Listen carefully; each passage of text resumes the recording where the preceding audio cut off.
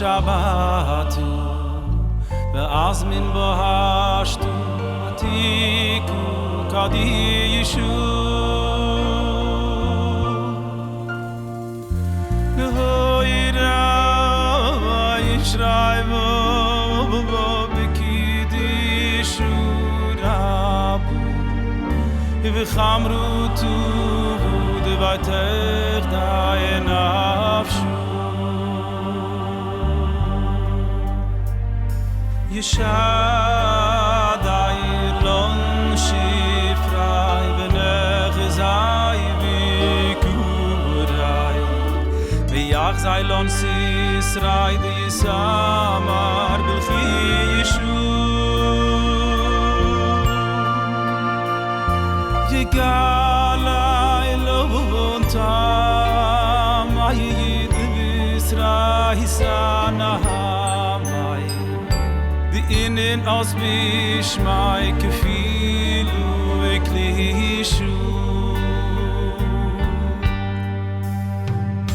Tzroyeru edil ya yelud vaychayay choyu V'yisrabai chaylu v'sisa kadra Yeshu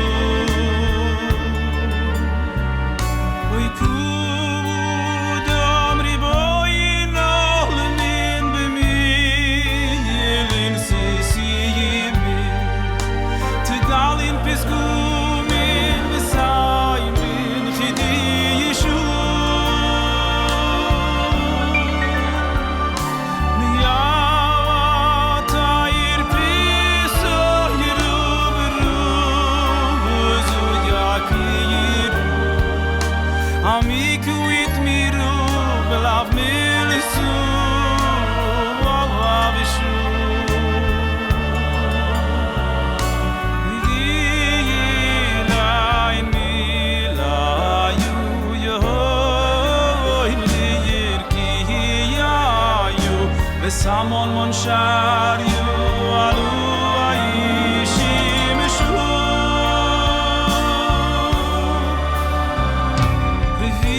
Viyatir ya sky ya ilumi in dargai V'yisav basigai dahavas berishu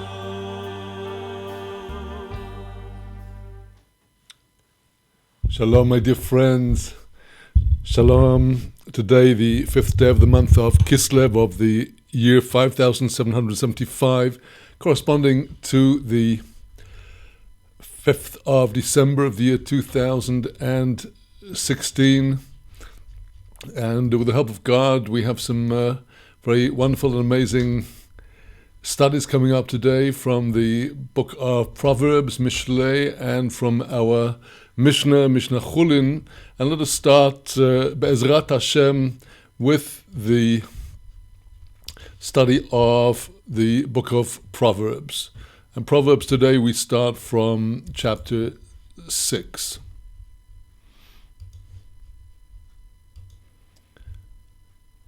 Shalom, today the 5th of Kislev, the year 5776, corresponding to the 5th of December of the year 2016, and we continue with the book of Proverbs, and we've just completed yesterday chapter 5, reaching up to verse 23, and we continue today with chapter 6, starting from verse 1. And as you can see from the text of the Koren Tanakh in Hebrew that I have on the screen before you, there is no break between the end of chapter 5 and the end of this chapter 6. You can see here the letter Hey at the top here indicates that from the beginning of the page is continuation of chapter 5.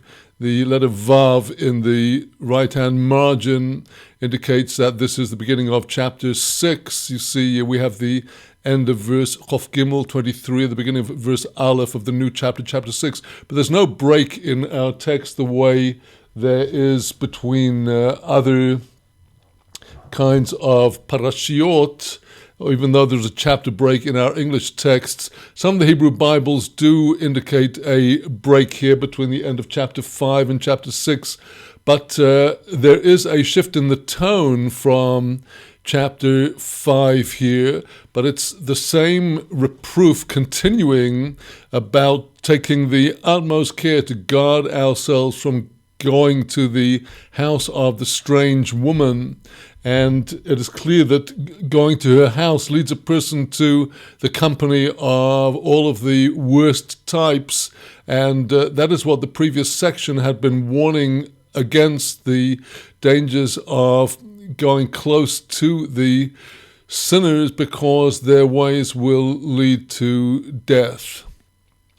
And now, at the beginning of chapter 6, Shlomo is addressing a person in the event that he or she has gone wrong.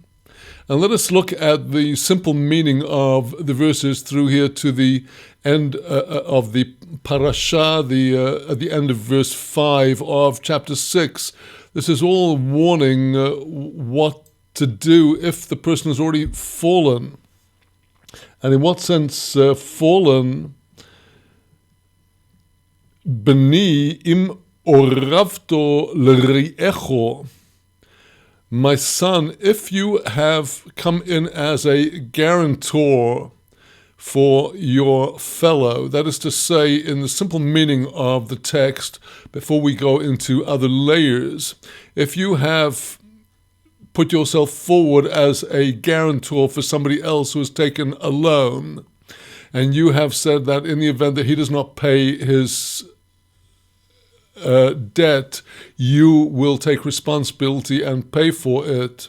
If you have done that, tokato lazor kapecho, if you have stuck your hand into that of the zor, the stranger, Tokea is to stick something or drive something. When we sound the shofar, the basic note of the shofar is the tekiah sound, which is a striking through the ear.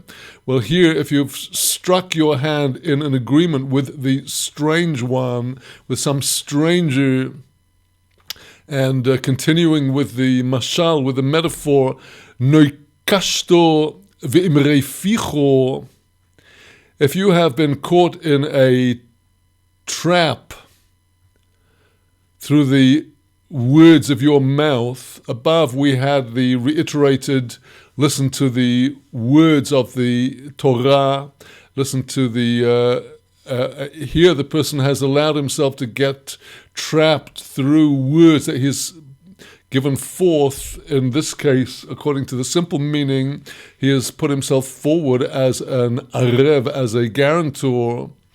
And a second word here with a similar meaning to that of a trap, nilkadeto beimrei ficho, if you have been caught in a trap, you've been held captive because of the words of your mouth, because of the guarantee that you gave, and you must abide by your word. Here the advice comes what to do when you've already got involved with people in a way that you should not have done. Asei zois efor b'ni. Do this, therefore, my son. Vehinotzeil, so that you may be saved. Kivoso v'chaf ri'echo, because you have come into the hand of your friend, your neighbor, your fellow. You've come under his power because of your obligation to him, and now the advice is not to stand on your dignity, not to be full of pride, but to demean yourself by going before him, to try to appeal to get out of this situation in whatever way. be it to mitigate the severity of the demand for the debt to be repaid or whatever. But the Hebrew word is hisrapeis. Hisrapeis is a hitpa'el form of the verb. That is to say that you are doing something to yourself. This is a second person imperative. The root here is rapeis. Those who are familiar with Ivrit will know that a mirpeset is a floor that has been laid as a balcony or a set of steps that you tread on, and the root of rapes here has the connotation of treading on. Let yourself be trodden on. In other words, you have to allow yourself to be demeaned if necessary. Rahav re'echo. Set high your fellow, the one that you have to appeal to. Put him up. Rahav is a Hebrew root that has the connotation of exalted. Egypt, one of the great powers of antiquity, is also called Rahav. So here you have to give him honor and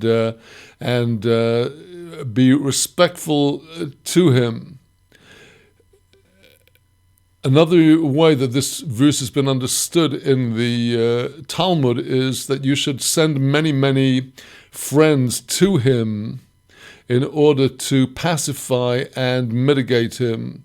Here, the word re'echo here in the second appearance in verse 3 is not exactly the same as in its first appearance earlier on.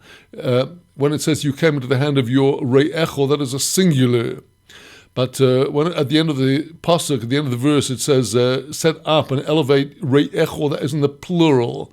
The yud in the word in this second appearance in the verse indicates that it's a plural, and that is the license for the sages to say send many friends to pacify him.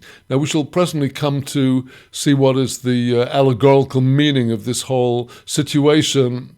But before we do, let's just continue that King Solomon adjures us, do not be lazy. Al titein sheino le'inecho usenumo le'af apecho. Do not give sleep to your eyes and slumber to your eyelids. Hinotzi l'kitzvi miod. Be saved. Here we have the nif'al, whether it's an imperative nif'al. You do something that will enable you to be saved. Kitzvi, like a fast-running deer, miyad, getting away from the hand of this person in whose power you are. Uchitzipor miyad yokush, like a bird from the hand of the trap. Well, now, on the allegorical level, there are two things that may be said here. One is that the whole concept of arevut, of being a surety and a guarantor for somebody else, plays a part in Israel's receiving the Torah at Sinai, where the whole people accepted on ourselves the Torah as applying to all of us, making each one of us a guarantor for his or her fellow, also to go in the way of the Torah. In other words, we have a responsibility to bring our fellows also to observe the Torah, and in this allegorical sense, the fellow re'echo, to whom you, the person addressed by King Solomon, has made yourself a guarantor. This is none other than the Holy One, blessed be He, as brought out by Rashi's comment on this verse. So here you are in the situation where you have to discharge your responsibility to the Almighty for your fellow Israelites. You cannot get out of it.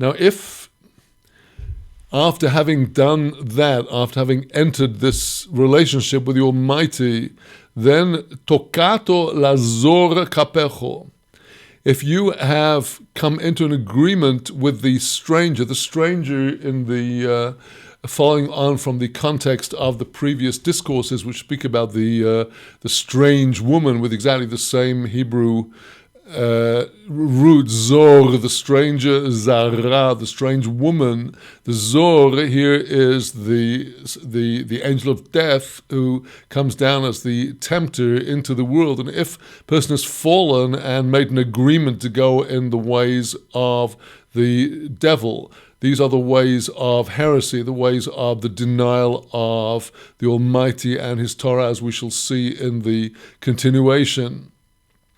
So here, if this is the first reproof after our introduction, the previous chapter, to the strange woman who is heresy embodied, and here we are learning, if we have already strayed into this, get out of it just as fast as you can, save yourself from this trap. And continuing on into the next parasha, you see after verse 5, there is a break in the text to indicate a breathing space between the parshiot, between the sections. We just had the theme of not allowing ourselves to be lazy and indifferent in any way. And here in this very famous and wonderful and beautiful verse, King Solomon tells us to cut down our own inflated pride and go to the most humble of all the creatures. Lich il nemolo otzil. Go to the ant, O you lazy individual. Re'ei derocheho v'chachom. See her ways and become wise. Here this chachom is an imperative from the root we've had all through, which is the path of the Torah. If you want to know how to get wise in the path of the Torah, go and learn from the humble and God's humblest of creatures, who comes to teach us a lesson. Asher ein lo kotzin shoiter umoishel. That she has no captain or police or governor. The ants are busily going about their labors day after day with apparently no one telling them what to do, no one looking at how they are doing their work, collecting their food. The ants have a self-discipline without any external disciplinarian, and the ants are known for only taking each one their own food and not taking another ant's food. There is some kind of identity stamp that ants genetically put on their own food so that each one has their own. And see what she does, the industrious ant, this beautiful depiction here in verse 8. Tochin bakayitz lachmo. She prepares in the summer her bread. Ogro vakotzir ma'acholo. She has gathered in the harvest season her food, and she is the exemplar of discipline and industriousness. So then the cry of Shlomo to those whom he is reproving, Ad mosai otzil tishkov. Until when, you indolent, lazy individual, will you lie resting? Mosai tokum mishnosecho. When will you rise up from your sleep? This is the existential situation of ourselves, mankind, in this world. We are in a sleep, sunk down in the dust. When will we wake up and understand where we are and what is our purpose and our mission and get going with our work? But no, the lazy person says to himself, Me'at sheinois, a little more sleepings. Me'at tenumois, a little more slumberings. Me'at chibuk yodayim lishkov, a little more clasping one's hands to continue on resting, clasping one's arms, embracing oneself in this slumber, this beauty sleep. And this is a real danger to us, this laziness. Uvo chimahalich reishecho. There shall come like a swiftly moving entity your poverty.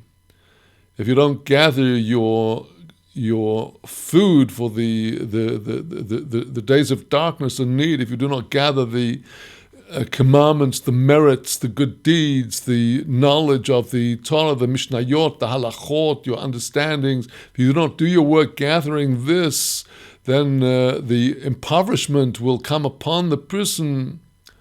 Umachsorcho keish mogein. Your lack will come upon you like a man of the shield, that is to say, a soldier running into battle without any pause, but going at top speed into the battle. Well, now the reproof continues by depicting the evil person. The evil person, the heretic, the person who was thrown. And the new parasha, the new portion, begins in verse 12 with an expression that we find in the book of Psalms by King Solomon's father, King David, Odom bli ya'al. The person that is worthless. The Hebrew word bli ya'al may be divided into two constituencies: bli, without; ya'al, benefit. It's a person who is pure destruction, pure negativity in the world, one of the world's destroyers. Odom bli ya'al. This is the wicked person who has nothing good to contribute. Ish oven, he is a person of iniquity. Hoileich ikshus pe. He goes with the twisting of the mouth. The power of the wicked of the world is accomplished through their words, just as holy words of Torah and prayer are the means of Israel's rule over the universe, given to us by God through the 22 letters of the Hebrew alphabet and the Torah and the prayers that are woven out of them. There is the evil speech of the wicked that is all crooked. The mouth is literally distorted. And there follows a number of expressions of the kinds of winks and gestures and pointings with the finger, which are used by the wicked to put over their point through making kind of suggestions to their watchers and listeners. Kuretz be'enov. He winks with his eyes. Moilil beraglov, he's rubbing, shuffling with his feet to indicate that he has criticisms to make of the person that he is pointing at. Moire be'etzba oisav, he points with his fingers. Notice how the political rhetoricians are stabbing at the air with their fingers and making all kinds of insinuations. Tapuchois beliboi. Tapuchois means things are overturned, from the root hafach, to turn over. Tafuchois, things that are overturned, are in his heart, the opposite of justice and equity. Choireis ro bechol eis. He is choresh. Choresh, the Hebrew root Charash is somebody who is deaf and dumb. So here his heart is busy working, but nothing comes out on his lips of the plans and machinations in his heart. A choresh is also a charash is a carpenter who constructs furniture and buildings. So here he is constructing this evil in his heart. Bechol Ace, that is at all time, every moment, that's what he's doing. Midyonim yishaleach. He is sending forth every kind of argument, opposition, divisiveness. Just like today we see there are certain forces in our society which are disseminating hatred, sowing divisions in the society. This is exactly what the wicked person is doing. He's setting one person against the other, and he's turning the world into war. And the midah keneged midah, the measure for measure, which God will deal to him when his downfall will come. It'll come upon him suddenly, just as he hides from others the evil of his machinations until they're trapped. So too, al kein pisoim yovo eidoi. That is why suddenly shall come his disaster. Pesa yishover ve'ein marpei. All of a sudden, as a great surprise, shall he be broken, and there shall be no healing. Well, now, as a summary of this section of the reproof of Mishlei, we now come to the next short section in the manner of the riddles of Mishlei, and the conclusion of this coming section, verses 16 through to the end of 19, will round off this section of the introductory discourses of Proverbs, and we shall then go into a lengthier discourse starting at verse 20, which is reminiscent somewhat of some of the earlier discourses. In a summation, he is switching from side to side, elaborating the importance of acquiring wisdom and acquiring understanding, and then pointing to the evil of the people who violate the path of the Torah. And that is where we now go into in verse 16. Shesh heino sonei Adonai.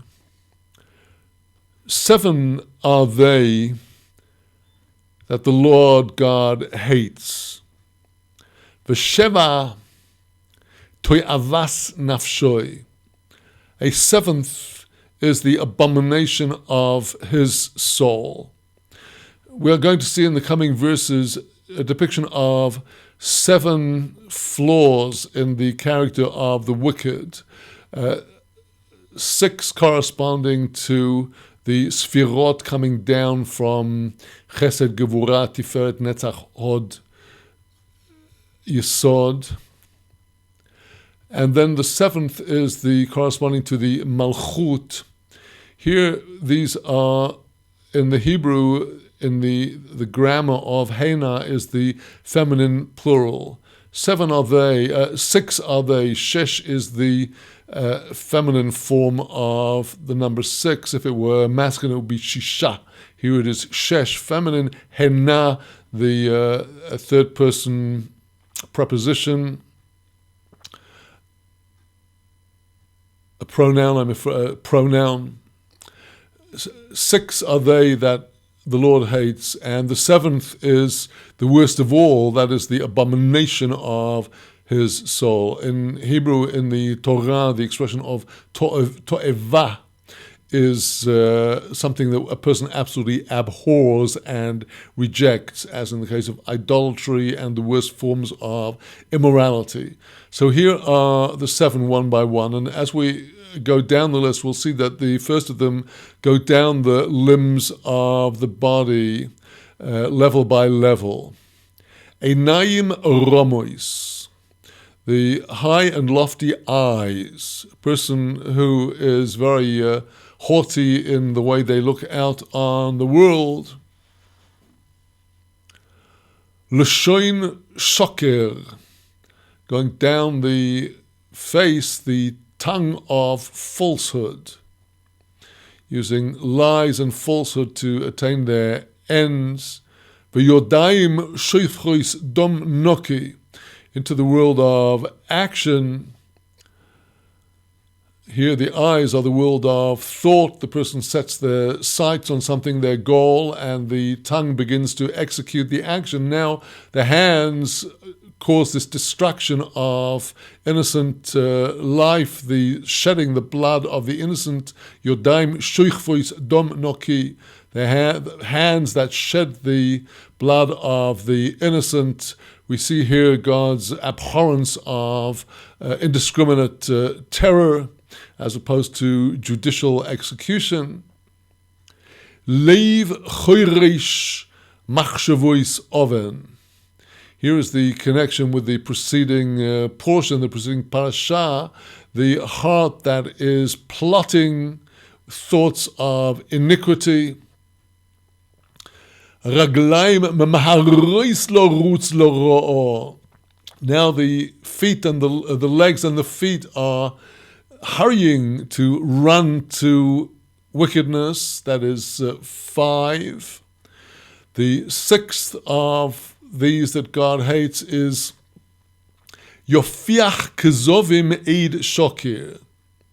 When aid is a witness sheker of falsehood, Yofiach kezovim, he will spew out of his mouth kezavim, falsehoods and deceit. Yofiach kezovim eid shoker, a false witness. This is somebody who maligns and testifies against their fellow falsely. And that is bad enough. That is the 6th of the 7, that spreading evil repute, evil speech, that is detested by God. It kills the person that says it. It kills the person about whom it is said, and it kills the person that listens to it. And then the 7th, the worst of all, is the opposite of the peace that God wants to promote in the world. U'meshaleach medonim bein achim. Somebody who sends forth medanim, disputes and contention, strife among brothers. Somebody who foments civil strife in a family, in community, in society, and in the world. These are the most wicked things that God detests, and particularly the last listed, which he abominates absolutely. And with that, we round off this section of the discourses, and in the next section we shall continue in chapter 6 from verse 20, going back to exhortation to follow the path of the Torah industriously.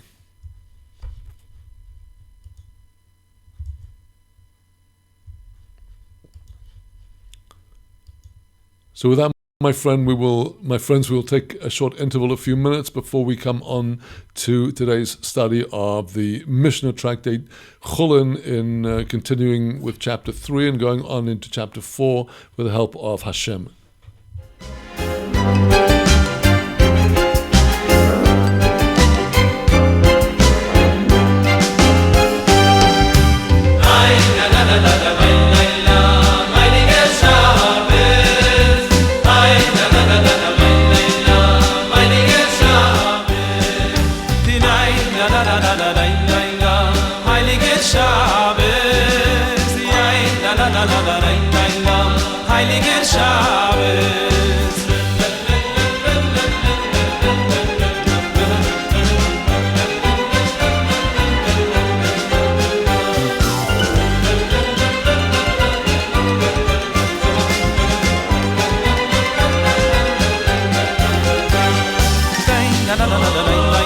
Heilige Shabbos,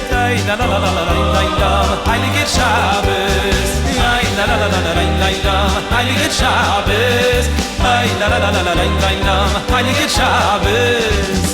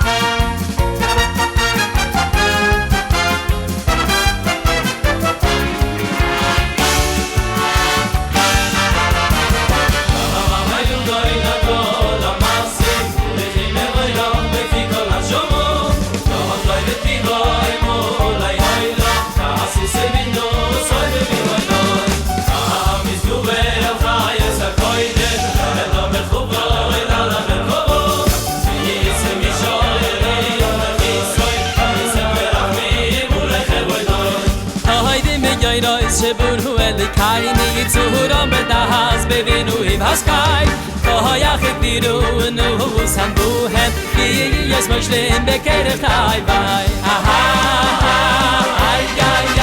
Hello Bayim Zin Fikin Noiga Nu Azigiba Bichal Huayla Smachin Betzaisam Simsim Bewaya Oisim Beyai Muritain Kahinam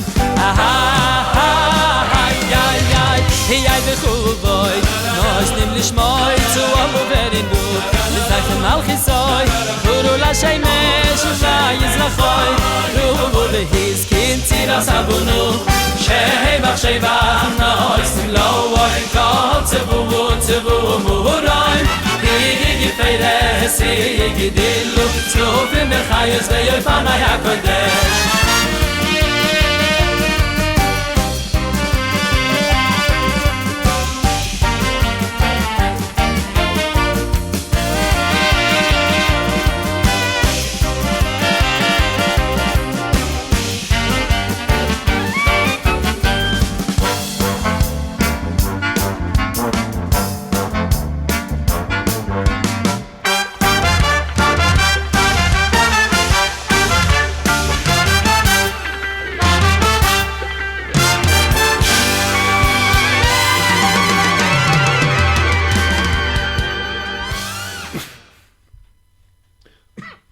Shalom again, my dear friends. Shalom, and back now to our studies today. And we continue today with our studies in the Mishnah in Tractate Hullin. So in just a moment, as soon as I get my screens ready for you, then we shall go on straight to Hullin, and should be covering today the the continuation of our studies of the eligibility of different animals for consumption by those that observe the Torah. So let us now turn to Tractate Hullin in chapter 3. Shalom, today the 5th of Kislev of the year 5777, corresponding to the 5th of December of the year 2016. And we continue now in our Mishnah Tractate Hullin in the later part of chapter 3. And you might have thought that before even we started studying the laws of shchita, of the kosher slaughter of animals, the Mishnah would have started at the beginning by telling us which animals are eligible for shchita, which are the pure species. But that is not the way of our Mishnahs. Rabbi, that is to say Rabbi Judah the Prince, Rabbi Yehuda Anossi, had his own unique way of stitching together all of these different details, a phenomenal amount of information about the laws of Israel.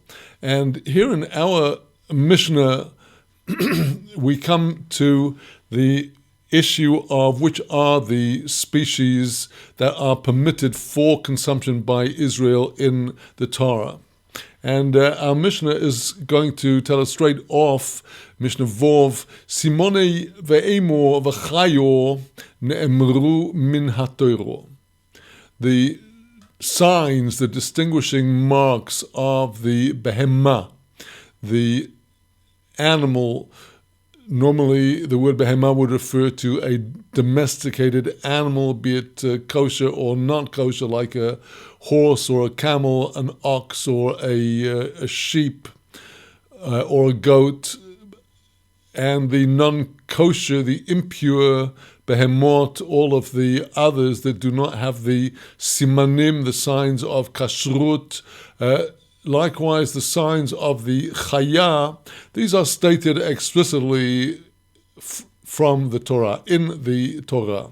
We have twice in the Torah given to us the signs of the kosher species of animals. And there are these two locations. One is in Leviticus, in chapter 11, and the other is in Deuteronomy, in chapter 14.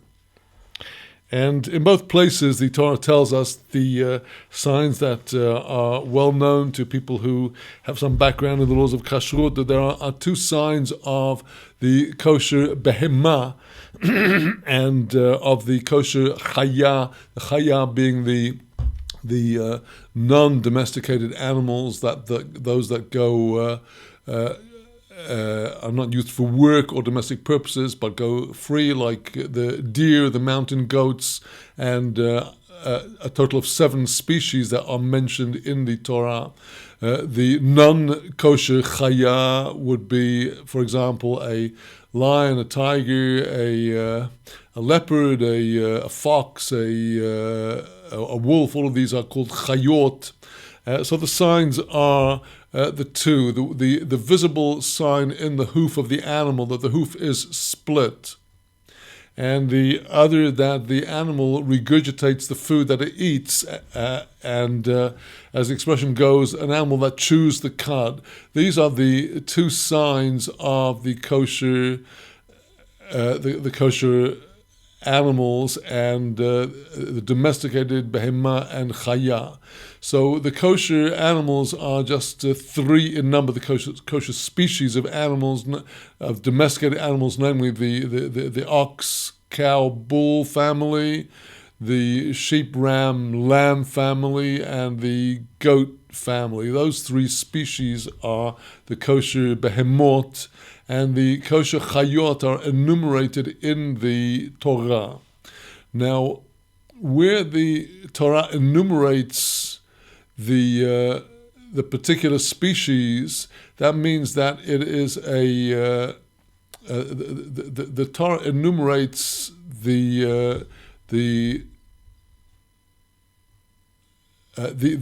3 animals and all other species that do not fall within these 3 families, even if they have one of the 2 signs. For example, the pig has a cloven hoof, the camel chews the cud, the rabbits, the hares, but they are not kosher because they only have one of the 2 signs. However, the Mishnah does not go into the discriminating signs because they are written in the Torah, and the Mishnah is concerned with the oral Torah.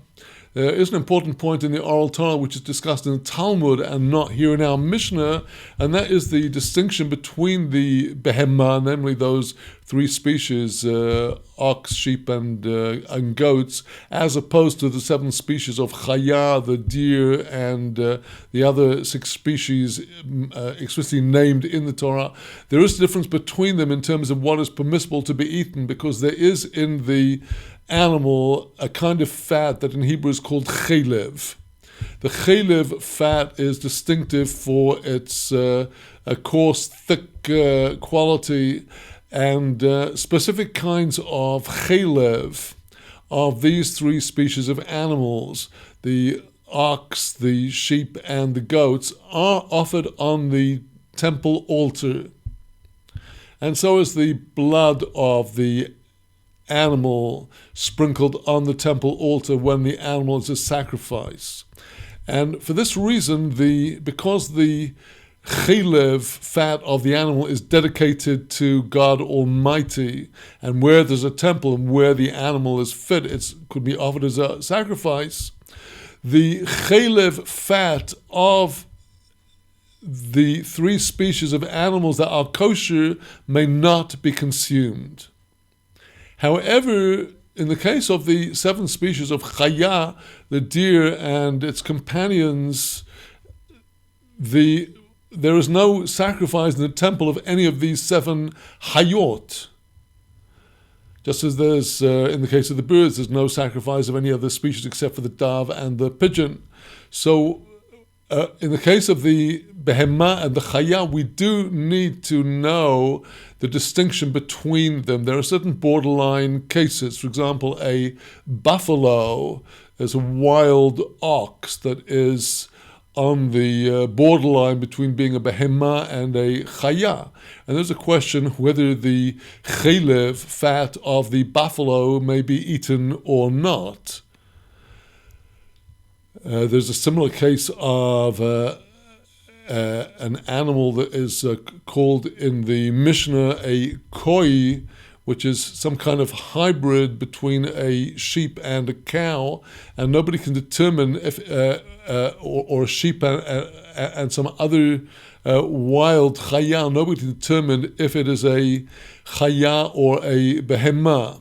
So there is another difference between the behemah and the chaya, which will be coming to this later on in our tractate, and that is that when a person slaughters a chaya, one of the wild kosher animals, and likewise when a person slaughters a kosher bird, it is necessary when the blood is shed on the ground to cover over the blood. This is a mitzvah in the Torah, which is discussed later in our tractate in the Mishnah, the mitzvah of kisui adam, covering over the blood of the slaughtered chaya.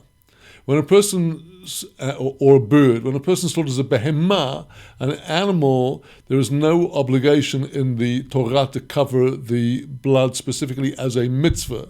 Whatever else one may do with the blood or get it out of the way, but there is no mitzvah of covering over the blood of the animal. So there is a need to distinguish between the behemah and the chaya to understand if the chelev fat is permitted or forbidden, or if there is the need to perform the mitzvah of kisui adam, covering the blood. But these signs are broadly given in the Torah. V'simoni ha'of lo nemru. The signs of the kosher birds are not said in the Torah at all. The Torah lists 24 species of impure birds, just like the Torah lists the 3 species of the pure animals. The Torah lists the minority, and all the others are on the other side of the division. That is to say, the majority of animals are not kosher species. There's a huge proliferation of animals and they are not kosher species. There's only 3 kosher species that fulfill all the requirements of chewing the cud and having cloven hooves. There's a question about whether the giraffe is considered kosher animal or not, but there's nobody today would permit the eating of giraffe's meat.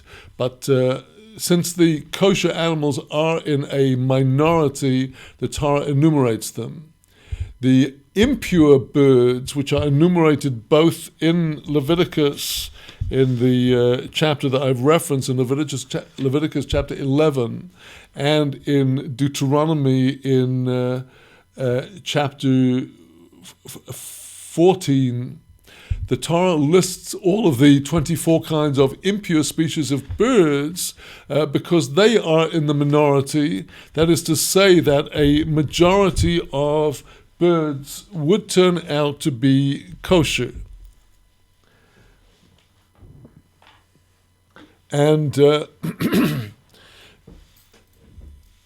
our Mishnah is now going to give us over oral Torah about what are the characteristics of a kosher bird in case somebody were to find a bird that fulfilled these characteristics and they had no tradition whether it was a kosher species or not. If a person was an expert in all of the 24 species of impure birds, which are all of the predators and other birds listed in those 2 portions of the Torah, if a person knew all of those kinds, then if he encountered an unfamiliar bird, but he saw it's not one of those, there's a strong supposition it is a kosher species, because since the Torah lists the minority case of the 24 impure birds, it means that all other birds are kosher.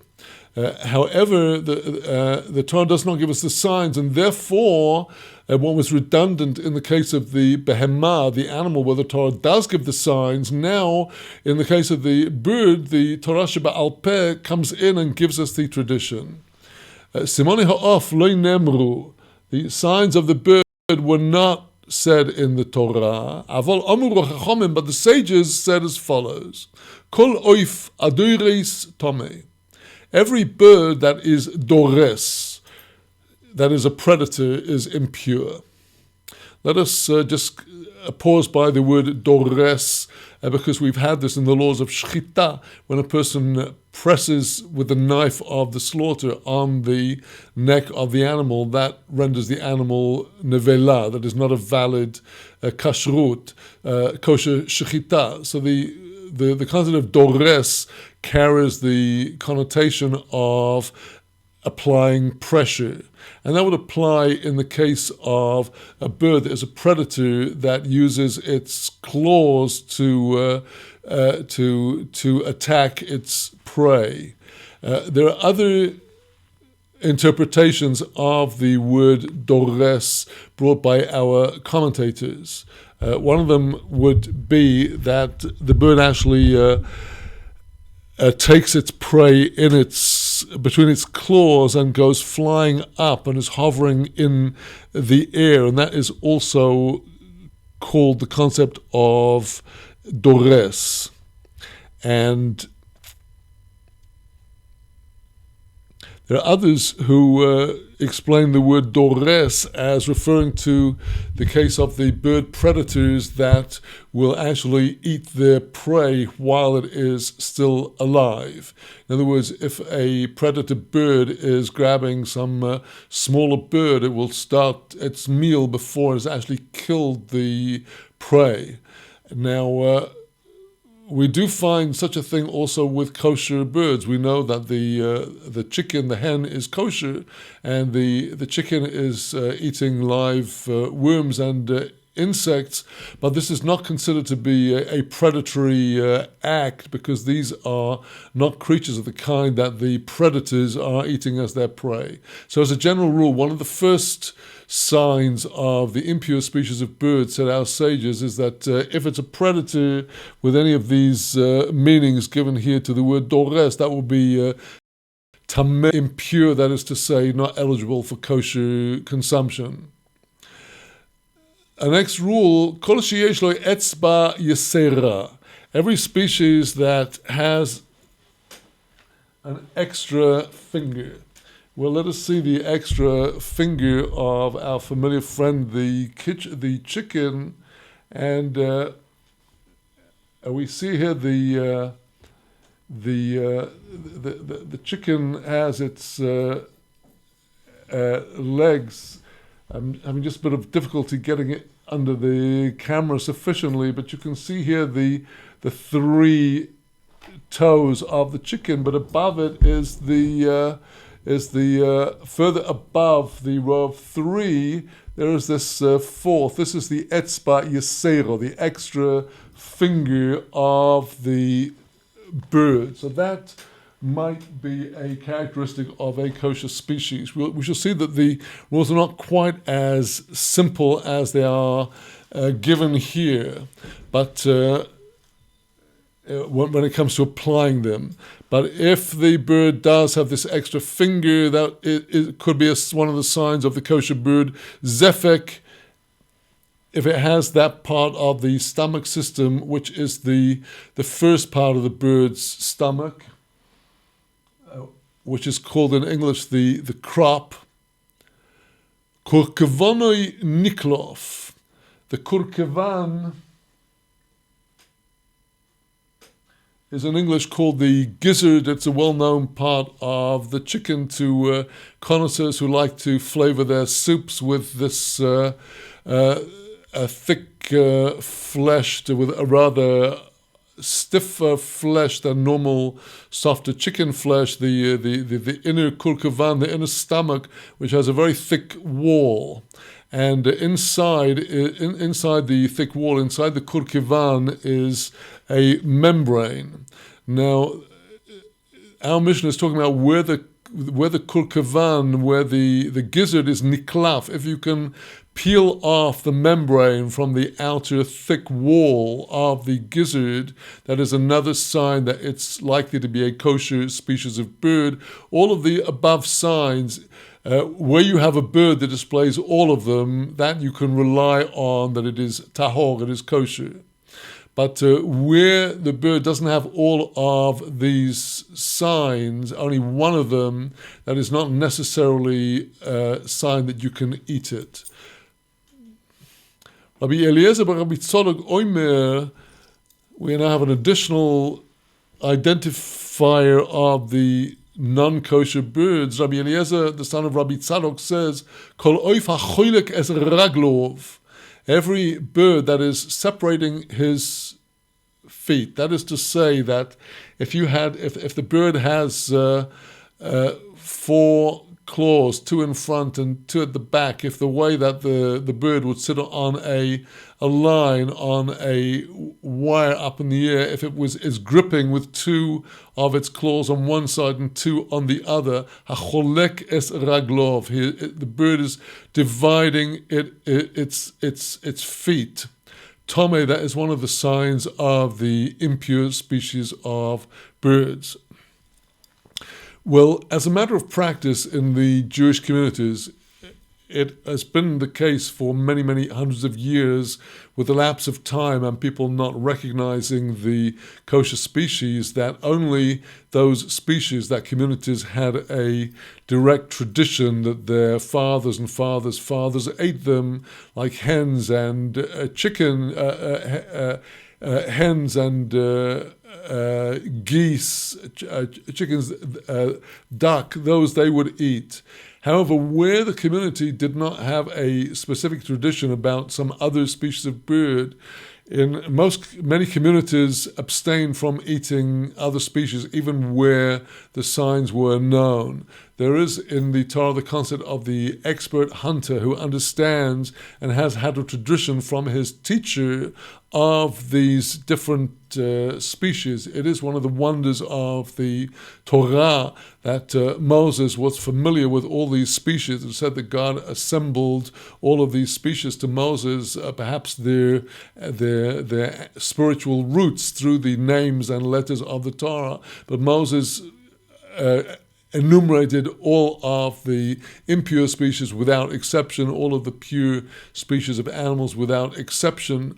Quite a remarkable thing. So going on now to the 7th Mishnah of chapter 3, the concluding Mishnah, we went to a section so there's someone. Let me just round off my discussion of the birds of section 6. Most Jewish people will eat the turkey. However, there were some who were not convinced that this was absolutely one of the species. They were not familiar with the turkey species from their ancestors, and so there are some that will not eat the turkey, but by and large, the great majority of the communities have no issues over eating the turkey. But it does go to show that the consumption of the kosher species of birds must be related to the to traditions that are living in the community. There's required to be this knowledge by tradition of what is permitted. Well, now, as I say in Mishnah Zion, the 7th Mishnah, we come to an unfamiliar area, and that is the consumption of locusts. Here you have the picture of the hagav, the humble grasshopper, which has the merit of being enumerated in the Torah.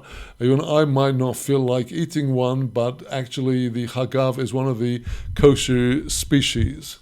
And these two are enumerated in the Torah, where the Torah gives us the names of the kosher species of locusts, and this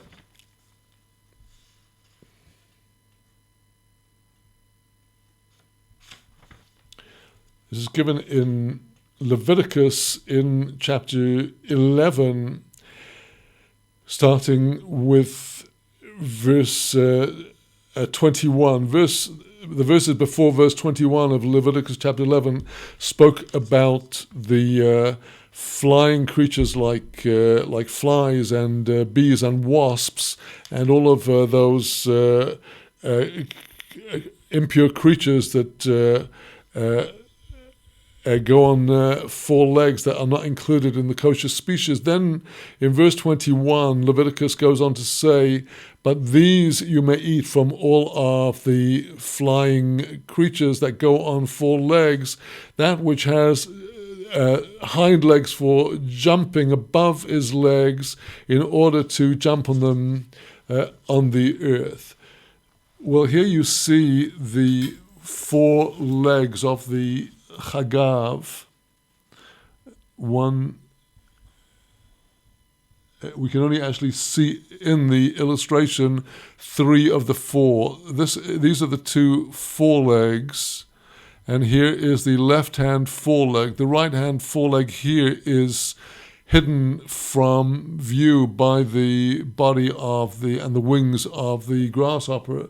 But besides these four legs, you can also see here the two legs that are called in the Torah the Kira'ayim, the thighs, the Hagav and the other creatures in this category above the area where the legs themselves are attached, the four shorter legs. And these two hind legs are strong, and these are what enables this creature to jump when it jumps off where it was situated before it becomes airborne and starts flying, or if it jumps from place to place.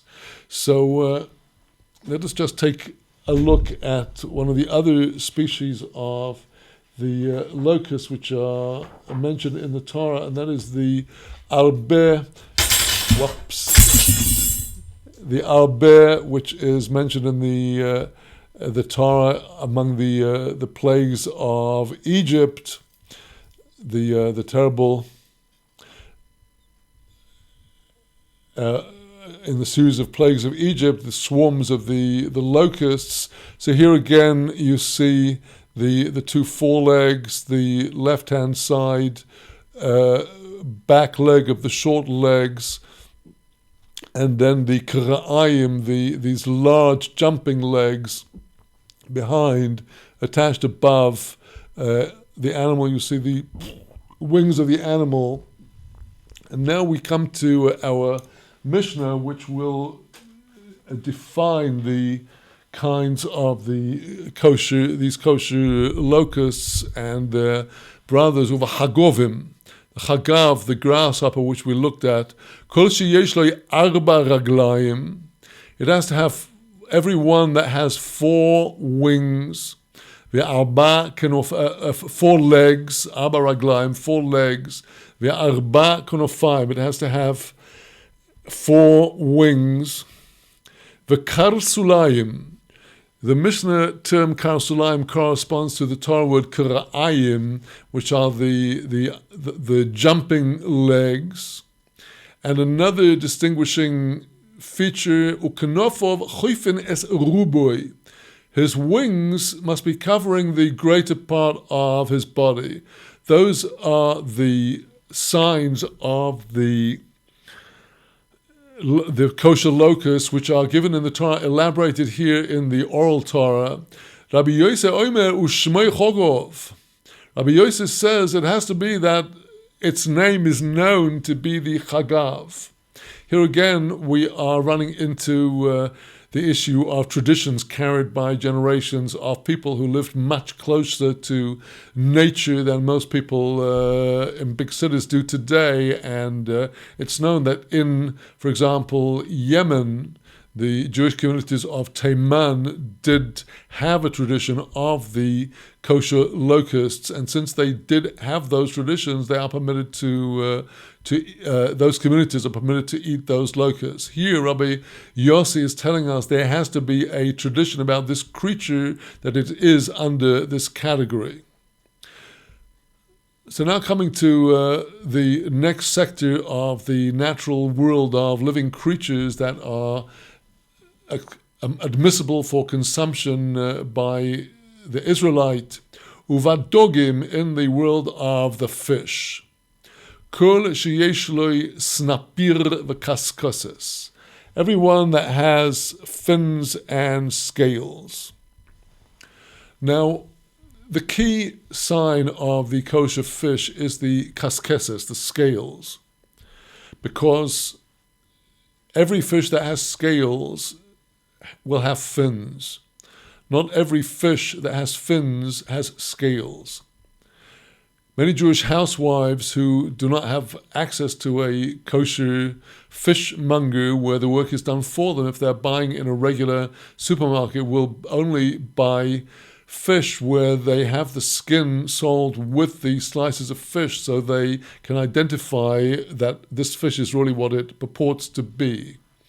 So in terms of the anatomy of the fish, the scales outside the fish will be on the fish, and unless you scale them off.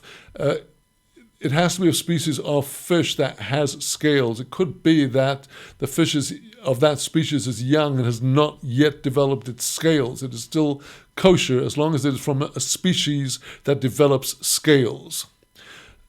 Rabbi Yehuda Omer Shnei Kaskasin was Snapir Echod.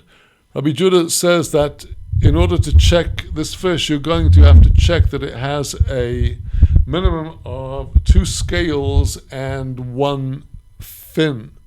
Otherwise, you cannot rely that it is kosher.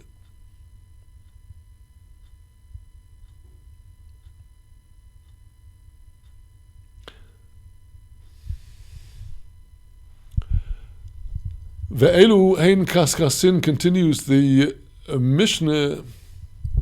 Here now is the definition of what are the scales. Elu hein kaskasin. These are the scales. Hakevuin boy. They are fixed into the skin of the outer skin of the fish. Usnapirin, the fins. Hapureach bohen. The fish flies with them. A bird flies with its wings. The fish in its medium of water is flying through the water, swimming through the water with its snapirin, with the fins. With that, we complete chapter 3 of our Mishnah of Masachet Hullin, the tractate of Hullin. And now we come to chapter 4. We will continue now with the opening of chapter 4, which is still on the question of permissible or impermissible creatures. And our chapter is going to deal with a very interesting case, and that is the case of the embryo inside the mother.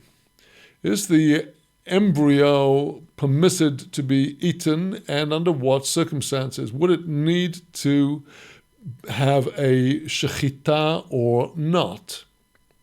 And among the other interesting features of this chapter is that later on, as we go into the laws, we will see that our chapter also deals with the concept of Ever min hachai, the limb from a living animal, which is prohibited for consumption not only by Israel, but also by all of the nations of the world under the 6th of the 7 laws of the children of Noah.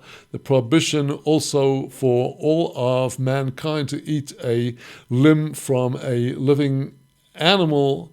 And this is one of the subjects that will come up in our chapter. And the chapter is known as Behemor Amaksho Leiled, the animal that is having trouble giving birth to her young. We're not dealing with a maternity clinic for animals. We're likely to be dealing with a cow or a sheep that is in the process of giving birth and it's not going well. She's having trouble giving birth, and the farmer does not want to lose on this. And we want to know, what can he do in terms of the embryo that is getting stuck in its emergence from the animal. What can we do to cut parts of it away, if necessary, to try to save the life of the mother? And what would be the status of meat that was cut away from the embryo? And we shall continue to deal with issues of an embryo that was found to be alive after the shchita of the mother, after the death of the mother. And as a background to these laws, let us understand, first of all, that the embryo is considered in the halakha to be a limb of the mother. All the while that the embryo is inside the mother, has not been born, it is considered not to be an independent animal.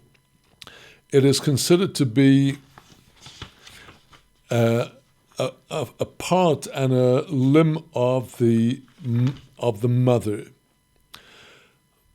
Now, being a limb of the mother, if the mother had a kosher slaughter, and the embryo inside, even if alive after the shchita of the mother, would not require to be slaughtered.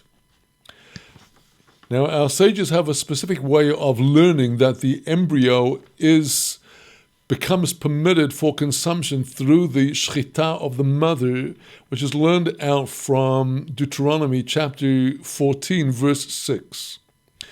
And this perhaps explains why our present chapter comes on, our present Mishnah in the first Mishnah of chapter 4 comes straight after the previous Mishnah, which had been dealing with the signs of the kosher animals, the previous two Mishnahs. And in the same passage in the Torah, in Deuteronomy chapter 14, verse 6, the Torah says, "And every animal that splits the hoof and divides the hoof into two divisions, bringing up the cud in the animal that you may eat." The key word here is behema, in the animal. The simple meaning of the verse is that every animal which does have cloven hoof and chewing the cud among animals that you may eat. But the Hebrew word behema means inside the animal. And since the verse is talking about those animals that we may slaughter, our sages learn out from this apparently redundant in the animal, behema, because we know we're talking about animals. So why does it repeat it? In the animal, we learn this, that things that are inside the animal at the time of the slaughter, such as the embryo and such as milk still inside the animal, that they're all permitted for consumption as well, because they come from the animal that was from the inside of the animal that has been slaughtered in a kosher way. So with those words of introduction, let us proceed into Perek Dalet, the fourth chapter of Hullin. Behemo hamakshor leiled. Here the animal is having trouble giving birth. V'hoitzia ubor es yodoi v'hecheziro.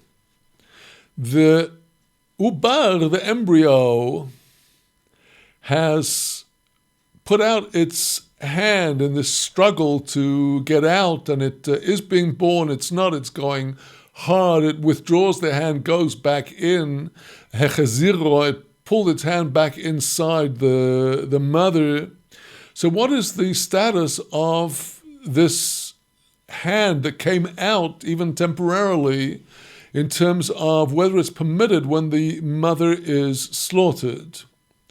because we also have the factor that comes forth from the verse in the portion of Mishpatim in Exodus, which says that Bosor basode terefo loy tochelu, meat that was in a field and snatched out you shall not eat. In other words, meat that is treif because the animal was attacked by a predator. From that same verse, we learn that just as here the proper place of the animal, the proper boundary of an animal that was grazing would be in a field, and if it was pulled out of the field by a predator, it will be treif. Here, the matrix of this ubar, this embryo, is the womb of the mother. So if the hand went outside the womb, if the hand stayed out during the act of slaughter, the hand would not be permitted to eat. But here, since the ubar, the embryo, put the hand back inside the womb, it's in its proper field, the animal, that part of the animal that is not inside the mother when the mother is slaughtered, if the hand was not inside the mother, the hand would not be permitted to eat. But now that the embryo has pulled it back in before the slaughter, mutter ba'achilo, that limb that went out temporarily may be eaten because of the shchita of the mother. That is if only a minor part of the body came out. It's different in the continuation. Hoitzi es roishoi. If the embryo trying to be born put out its head already, af al pi she'echeziroi, even though it took it back, hari ze chayolut. That's as if this embryo has already been born, because the head is the most vital organ of the whole creature, and once it's come out, even if it went back in, it's this embryo has come out into the air of this world. It's a born animal. It cannot be permitted through the shchita of the mother. Well, now we come to the issue of Eiver min achai, a limb from a living creature. Choisech me'ubor shebame'eho. Suppose a person cut something from the ubar, from the embryo that is in the me'ayim, in the inside, namely in the womb of the mother animal. Mutar ba'achila. This will be permitted for consumption.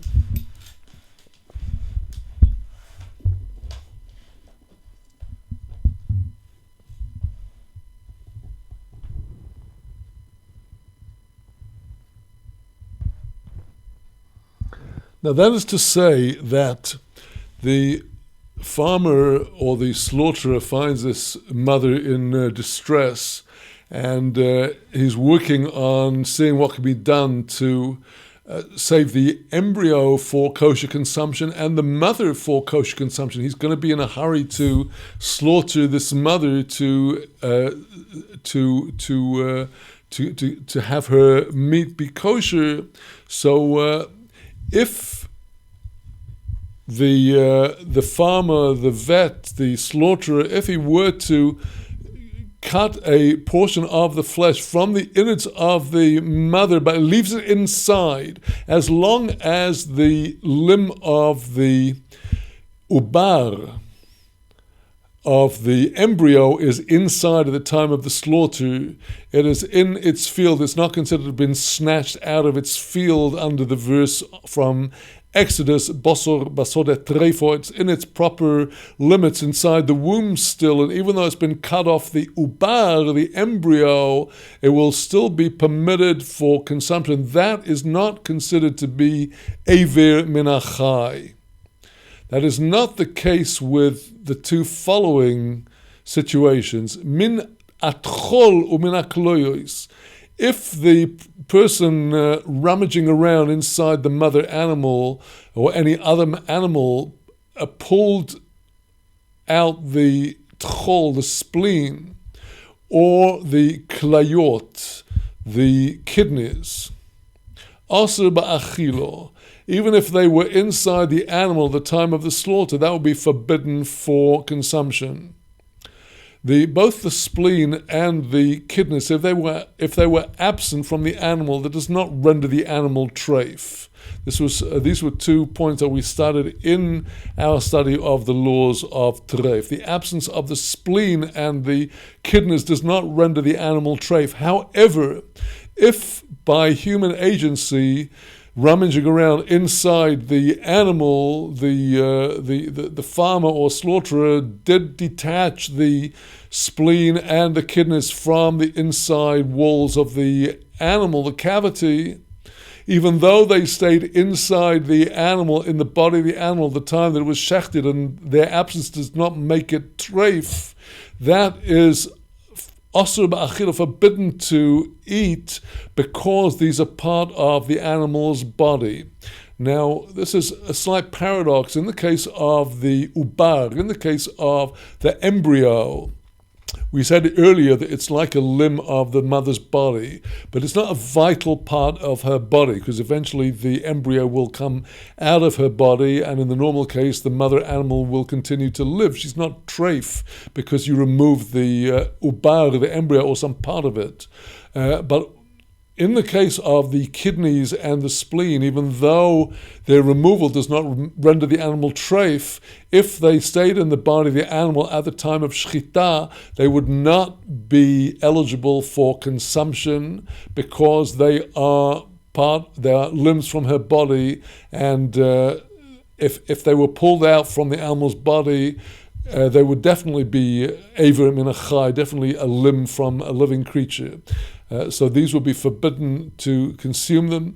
Zeh haklol, here is the rule: kol dover shehu gufo asur, she'eno gufo mutter. Anything that is part of her body, anything that is part of the animal's body that was detached prior to the shechita, even though it was in the animal's body still after during the shechita, that will be forbidden for consumption, in the same category as aver min achai, a limb that had been detached prior to the death of the animal. She'eno gufo, if it's not part of her body, as in the case of the embryo, that from this point of view is not considered an integral part of the animal's body. If part of it was detached in the womb of the mother and was there at the time of the shechita, mutter, it will be permitted. So with that, we conclude today's study of our Mishnah.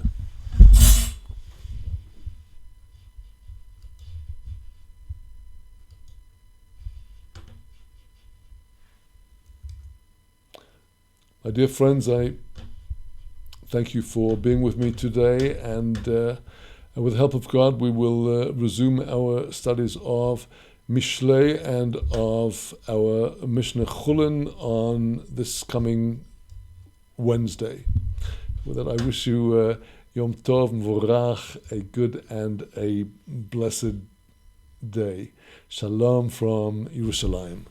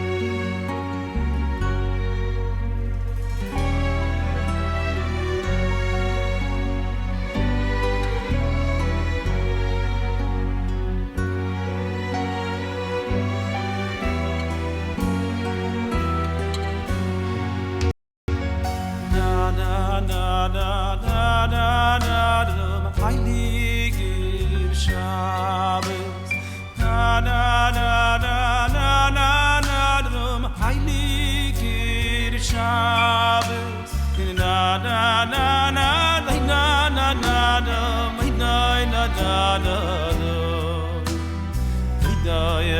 da da da da, ahoy.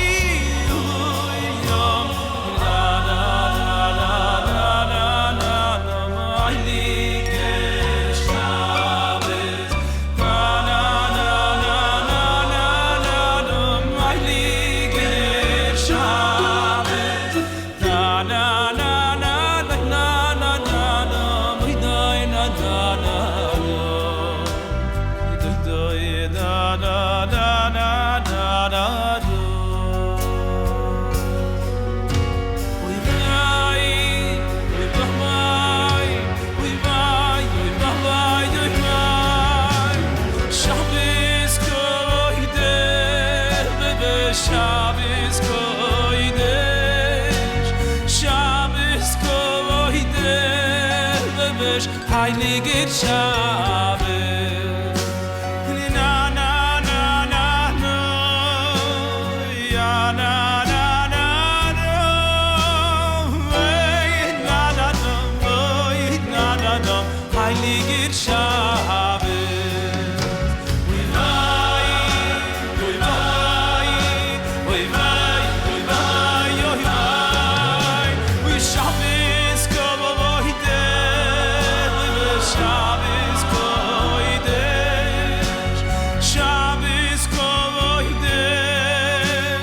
Heilige Shabbos, tini na na na na no, tini na na na na no, hey na na na boy, na na na, Heilige Shabbos, na na na na na na, Heilige Shabbos, na na na na na na.